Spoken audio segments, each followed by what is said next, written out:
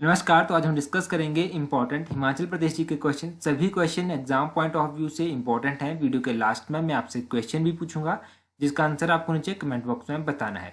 इस वीडियो का PDF file और अदर वीडियो का पीडीएफ फाइल आपको हमारे टेलीग्राम चैनल पर मिल जाएगा। टेलीग्राम पर आप हमें फॉलो कर सकते हैं, तो टेलीग्राम चैनल ज्वाइन कर लें। टेलीग्राम, इंस्टाग्राम और फेसबुक, इन सब का लिंक नीचे डिस्क्रिप्शन बॉक्स में दिया हुआ है, तो आप हमें ज्वाइन कर सकते हैं। तो चलिए डिस्कस करते हैं आज की वीडियो का फर्स्ट क्वेश्चन।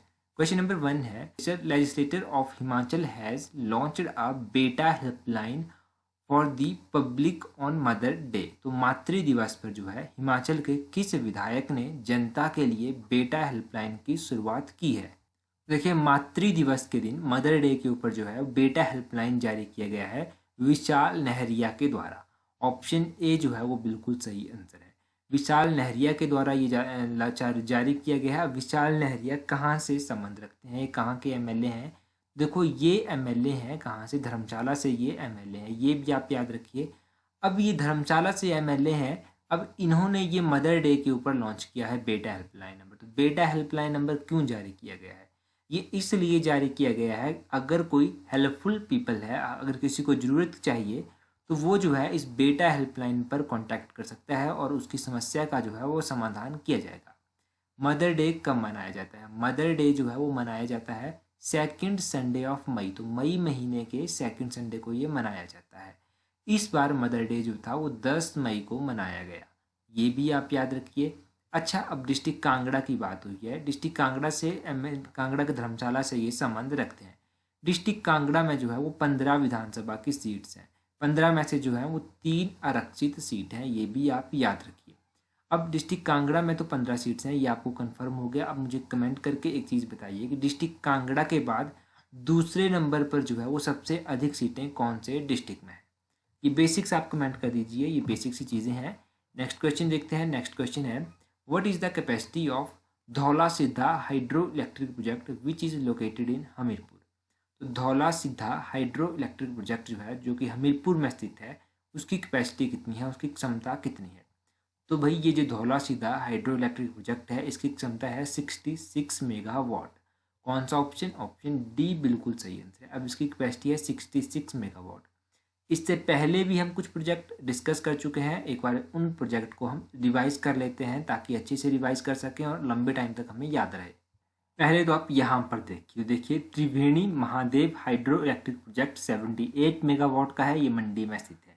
जिप्सा डैम प्रोजेक्ट जो है वो लाहौल में स्थित है, लाहौल स्पीति में 300 मेगावाट का ये। Barakhamba hydro electric project 45 megawatt का है, ये डिस्ट्रिक्ट किन्नौर में स्थित है।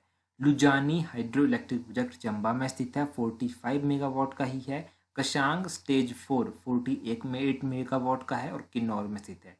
Chirgaon Majhgaon hydro electric project 60 megawatt का है और ये डिस्ट्रिक्ट शिमला में स्थित है। और भी कुछ प्रोजेक्ट हैं, देखो 3 प्रोजेक्ट जो है वो कमीशन किए गए हैं, इनके नाम है जियोरी, ये 9.60 मेगावाट का है, शिमला में स्थित है। रौरा 12 मेगावाट का है, किन्नौर में स्थित है। राला ये 13 मेगावाट का है और किन्नौर में स्थित है। और 2 प्रोजेक्ट जो है वो हैं सलूम 9 मेगावाट का और कुमारसी 2 15 मेगावाट का, चंबा में स्थित है। इनकी उम्मीद की जा रही है कि ये कमीशन किए जाएंगे मार्च 2020 तक, मतलब अब तक हो गए होंगे अगर कोई दिक्कत नहीं आई होगी। तो देखिए, ये बेसिक सी जानकारी आपने हाइड्रो पावर प्रोजेक्ट के बारे में जानी। नेक्स्ट क्वेश्चन देखते हैं। नेक्स्ट क्वेश्चन हमारा क्या है? नेक्स्ट क्वेश्चन है, since which year Bilaspur state began to keep its records in Devanagari script. तो कब से बिलासपुर राज्य अपना रिकॉर्ड जो है वो देवनागरी लिपि में रखने लगा है? कब से भाई? ये इंपॉर्टेंट क्वेश्चन है, पहले भी एग्जाम में पूछा जा चुका है। कब से बिलासपुर ने ये सब शुरू किया है? तो बिलासपुर ने ये सब स्टार्ट किया है 1885 से। ऑप्शन सी जो है वो बिल्कुल सही आंसर है। 1885 से डिस्ट्रिक्ट बिलासपुर ने अपना जितना भी रिकॉर्ड था वो देवनागरी में रखना शुरू कर दिया था। अब आपके माइंड में एक क्वेश्चन तो जरूर आया होगा कि कौन से राजा थे बिलासपुर के जिन्होंने ये सब शुरू करवाया था, ये सब करने का आदेश दिया था। तो बिलासपुर के राजा उस टाइम जो थे वो कौन थे? वो थे राजा अमरचंद। राजा अमरचंद ने जो था ये रिकॉर्ड, ये कहा था कि भाई जितना भी रिकॉर्ड है उसको देवनागरी भाषा में तैयार किया जाए। उसके बाद राजा अमरचंद ने क्या किया, 1886 में इन्होंने भूमि बंदोबस्त कराया था और 1887 में इन्होंने हिंदी और अंग्रेजी में स्कूल खोले थे। तो ये आप याद रखिए, राजा अमरचंद के बारे में। अगर और भी आप कुछ इनके बारे में जानेंगे तो देखो, इनके कार्यकाल के दौरान जो था वो एक फेमस आंदोलन हुआ था, दुम्हा आंदोलन। 1885 में ही ये दुम्हा आंदोलन हुआ था राजा अमरचंद के कार्यकाल के दौरान।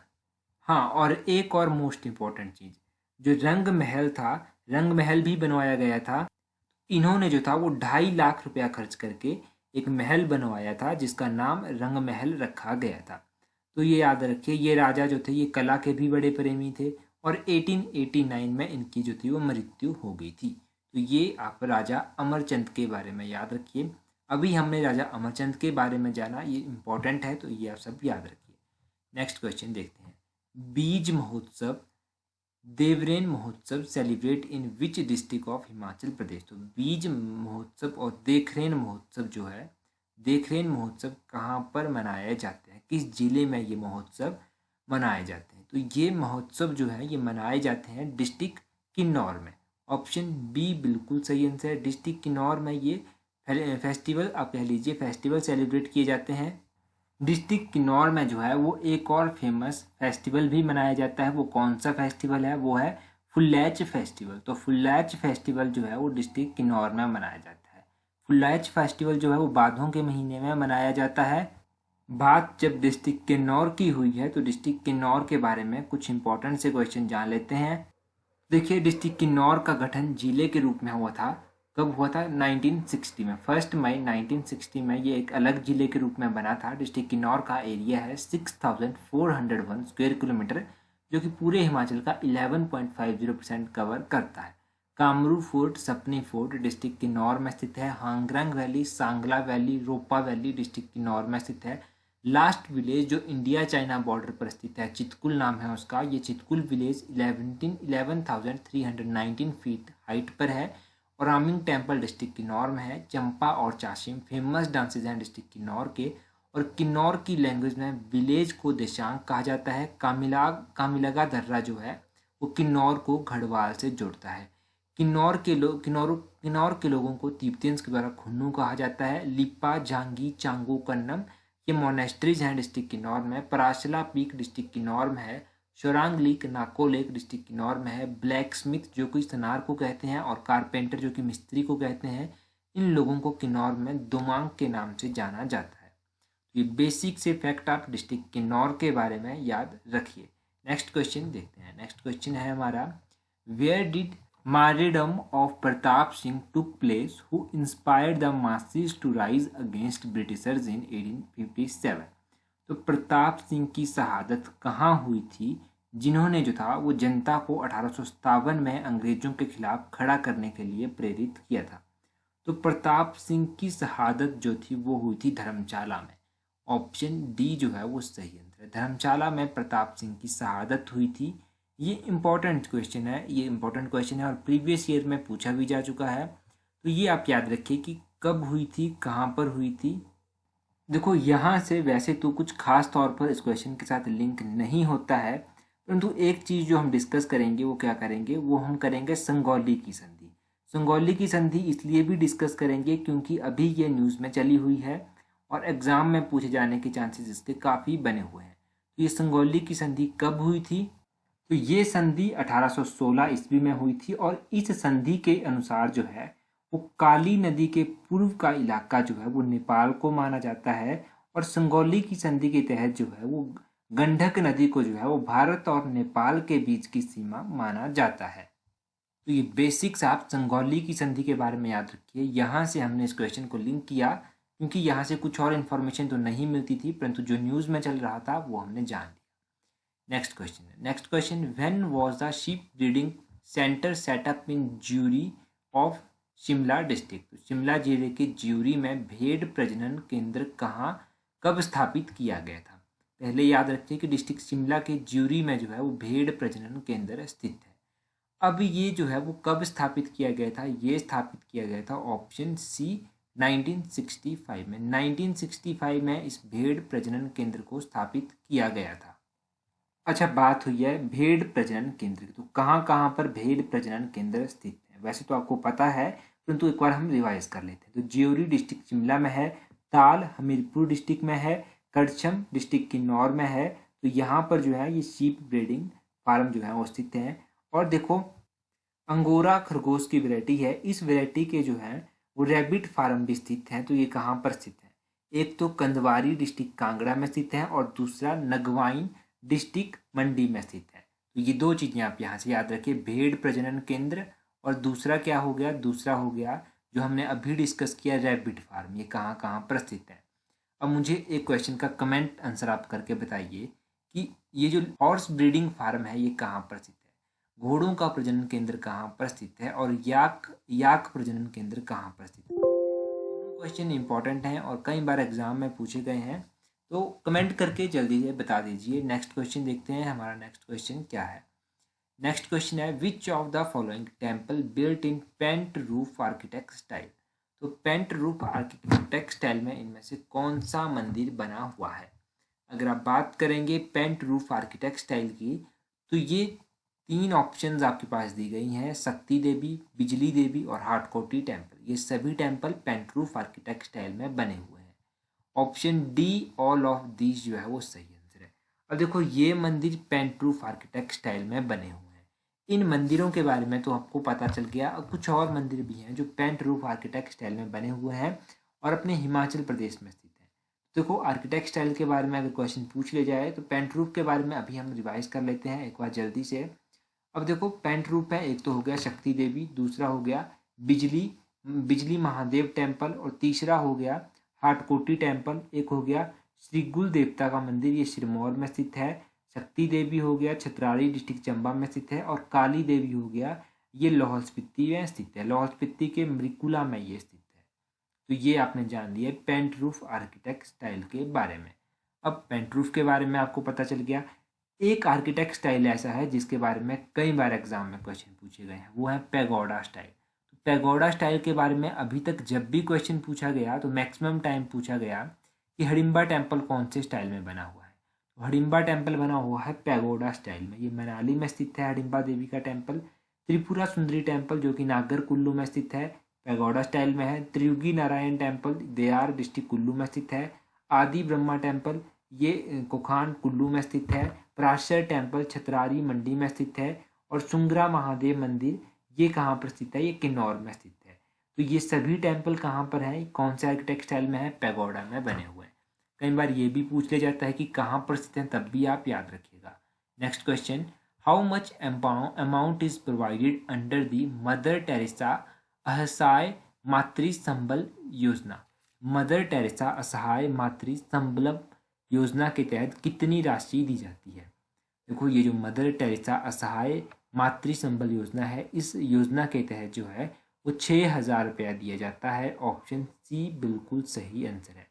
अब इस योजना के बारे में थोड़ा सा जान लेते हैं क्योंकि ये योजना इम्पॉर्टेंट योजना है। अच्छा इस योजना के बारे में याद रखिए। तो देखो ये जो मदर टेरेसा योजना है, इस योजना के अंतर्गत जो है वो जितनी भी महिलाएं हैं, चाहे वो गरीबी रेखा के नीचे आती हैं या फिर कोई असहाय महिला है, उसको जो है वो प्रति वर्ष प्रति शिशु मतलब एक बच्चे पर जो है वो 6,000 रुपये की राशि दी जा रही है। ये है मदर टेरेसा योजना के बारे में। तो ये मदर टेरेसा योजना के बारे में आप याद रखिए क्योंकि इम्पोर्टेंट योजना है। अच्छा इसके अलावा आप वीडियो को शेयर जरूर किया कीजिए, आप लोगों का सहयोग मिलना ही इम्पोर्टेंट है, तो आप लोग वीडियो को शेयर जरूर किया कीजिए। वैसे आप लोग काफ़ी कोऑपरेट करते हैं तो वीडियो को शेयर भी किया कीजिए ताकि आप लोगों का सहयोग मिलता रहे। नेक्स्ट क्वेश्चन है, इम्पोर्टेंट क्वेश्चन है, how many fair price shops in Himachal Pradesh. तो हिमाचल प्रदेश में कितनी उचित मूल्य की दुकानों से राशन दिया जाता है? तो हिमाचल प्रदेश में 4,957 उचित मूल्य की दुकानों से राशन दिया जाता है। ऑप्शन सी सही आंसर। अब ये कि भाई ये क्वेश्चन वेग लगता है, ये क्वेश्चन इंपॉर्टेंट नहीं लगता है, परंतु यकीन मानिए ये क्वेश्चन भी इम्पॉर्टेंट है। इम्पॉर्टेंट इसलिए है क्योंकि प्रीवियसली कुछ इस तरह के कह सकते हैं आपकी बेकार घटिया से क्वेश्चन पूछ लिए गए हैं जो हम इग्नोर कर देते हैं। तो इस क्वेश्चन को आप याद कर लीजिएगा। 4,957 ऐसी दुकानें हैं जहां से उचित मूल्य का राशन जो है वो दिया जाता है। अब यहाँ से आप क्या याद रखेंगे, यहाँ से आप याद रखेंगे पब्लिक डिस्ट्रीब्यूशन सिस्टम के बारे में। पब्लिक डिस्ट्रीब्यूशन सिस्टम के बारे में मैंने आपको कुछ दिन पहले ही बताया था। देखो दो तरह से टारगेटेड पब्लिक डिस्ट्रीब्यूशन सिस्टम होता है और दूसरा होता है revamped public service public distribution system. इनकी स्थापना कब हुई थी ये आप याद रखें। तो ये जो रीमैप्ड पब्लिक डिस्ट्रीब्यूशन सिस्टम है इसकी स्थापना 1992 में हुई थी। ये और दूसरा जो है टारगेटेड पब्लिक डिस्ट्रीब्यूशन सिस्टम, इसकी स्थापना 1997 में हुई थी। तो ये दो चीज़ें आप याद रखिए। ये मैंने गिरिराज के एडिशन में आपके साथ डिस्कस भी कर रखी हैं। तो आई होप कि जो लोग गिरिराज के साथ कंटिन्यूसली जुड़े हुए हैं और हमारी अदर वीडियो के साथ जुड़े हुए हैं उन लोगों के लिए ये बड़ा हेल्पफुल है। Next question, Ellerslie building constructed in which year. तो ये जो एलर्जाइल बिल्डिंग है ये कौन से ईयर में कंस्ट्रक्ट हुई है, कब बनी थी ये? तो ये एलर्जाइल बिल्डिंग 1886 में बनी थी। ऑप्शन बी बिल्कुल सही आंसर है। 1886 में ये बनी थी। पहले तो इस बिल्डिंग के बारे में कुछ जानेंगे, उसके बाद जितनी भी इंपॉर्टेंट बिल्डिंग्स अभी तक हम पढ़ चुके हैं उनको रिवाइज भी करेंगे। देखो ये बिल्डिंग जो है, इस बिल्डिंग को जो था वो कर्नल H.E.S. एबॉट के द्वारा डिज़ाइन किया गया था और हिमाचल प्रदेश सेक्रेटरीट ने इसको ऑक्युपाई किया था 1967 में। तो ये हो गया एलर्जाइल बिल्डिंग के बारे में। अब हिमाचल की अदर बिल्डिंग्स को एक बार रिवाइज करते हैं। तो रॉथनिंग कैसल बिल्डिंग 1838 में बनी थी। एओह्यूम ने यहाँ पर इंडियन नेशनल कांग्रेस की स्थापना का विचार रखा था। गॉर्डन कैसल बिल्डिंग 1901-1904 में बनी थी, नियो गॉथिक आर्किटेक्ट स्टाइल में बनी है। अकाउंटेंट जनरल ऑफिस यहाँ पर स्थित है। पोस्ट ऑफिस बिल्डिंग शिमला में स्थित है, 1882 में बनी थी। कॉनी कॉटेज के द्वारा इसको बनाया गया है। राष्ट्रपति निवास जिसको रिट्रीट के नाम से जाना जाता है 1850 में बना था। प्रेजेंटली जो कमांडर हाउस है आर्ट्रैक जिसका नाम है, उसको रिट्रीट बिल्डिंग के नाम से भी जाना जाता है। और वाइस रायगढ़ लॉज जो है वो 1888 में ट्यूडर आर्किटेक्ट स्टाइल में बना था। और देखो 1965 में इसको जो था वो डॉक्टर सर्वपल्ली राधाकृष्णन के द्वारा Indian institute of advance study को हैंड ओवर कर दिया गया था। पंजाब हाई कोर्ट पहले डिस्ट्रिक्ट शिमला के पीटरऑफ में होता था, इसको चंडीगढ़ ट्रांसफ़र किया गया था 1955 में। HIPA Himachal institution of public administration की स्थापना 1 जनवरी 1974 को हुई थी। इस बिल्डिंग का जो नाम है वो है इस फेयरलॉन्स बिल्डिंग, आर डिक्सन के द्वारा इसे डिज़ाइन किया गया है। और ओक ओवर जो है वो हिमाचल प्रदेश के चीफ मिनिस्टर का ऑफिशियल रेजिडेंस है। इंपेरियल बैंक जो है वो डेलजल हाउस बिल्डिंग के नाम से भी जाना जाता है। रविंद्रनाथ टैगोर जब शिमला आए थे तो वो वुडफील्ड बिल्डिंग में ठहरे थे। हिमाचल प्रदेश हाई कोर्ट की जो बिल्डिंग है उसका नाम है रेवेंसवुड बिल्डिंग।